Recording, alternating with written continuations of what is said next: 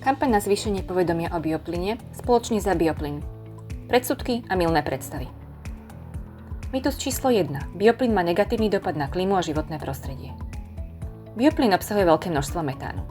Ale v plynotesných nádržiach tzv. Fermentoroch sa zachytáva, zhromažďuje a následne sa premieňa na energiu.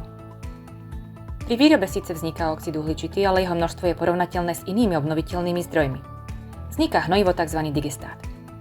Bioplyn naviac znižuje závislosť od fosílnych palív a redukuje skleníkové plyny o 60 až 80 %. Mýtus číslo 2. Bioplynové stanice sú zdrojom nepríjemného zápachu.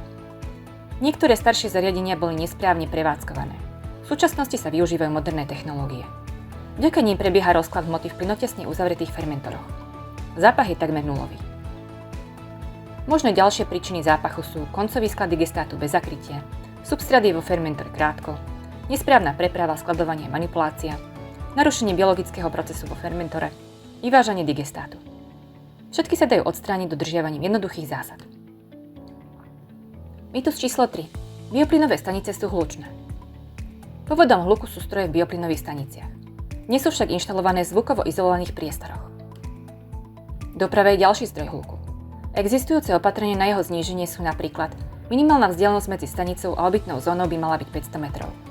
Stanovený čas na prepravu, inštalácia zvukovo-izolačných krytov. Mýtus číslo 4. Bioplyn je výbušný. Metán v bioplyne z neho robí horľavý plyn. V kombinácii so vzduchom môže spôsobiť výbuch. Avšak iba za veľmi špecifických podmienok. Tie je ťažko dosiahnuť. Teplota samovznietenia metánu musí byť vyššia ako 600 stupňov Celzia. Množstvo metánu vo vzduchu by muselo byť minimálne 5 až 15 %. Prítomnosť oxidu uhličitého je príčinou veľmi pomalého šírenia horenia. Preto je bioplyn oveľa bezpečnejší ako benzín či nafta. Bioplyn CNG sa používa ako palivo pre vozidlá. Navyše je obnoviteľný a neškodí prostrediu. Mýtus číslo 5. Únik bioplynu je nebezpečný. K úniku dochádza len vtedy, ak tlak v nádržiach klesne alebo stupne na normálnu úroveň. Je však málokedy nebezpečný. Metán potrebuje na zápalenie zdroj iskry a presnú zmes s kyslíkom. Prevenciou je pravidelná kontrola. Mýtus číslo 6. Objem výroby bioplynu je malý a bezvýznamný. Celosvetová výroba bioplynu a biometánu dosiahla v roku 2022 1,6 exajoulu podľa Medzinárodnej agentúry pre energetiku. Z toho takmer polovica sa vyrobila v Európe.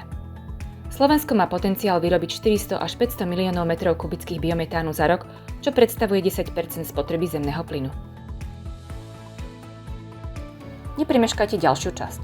Benefity bioplynových riešení.